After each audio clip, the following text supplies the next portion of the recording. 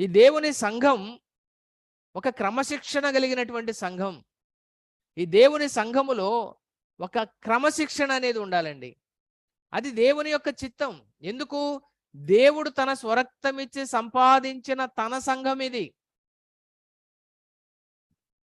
ప్రభు అయినటువంటి యేసుక్రీస్తు వారు దేవుడై ఉండి మానవునిగా వచ్చి ఈ సంఘాన్ని ప్రేమించి ఈ సంఘం కొరకు ఆయన పాట్లు పడ్డాడు.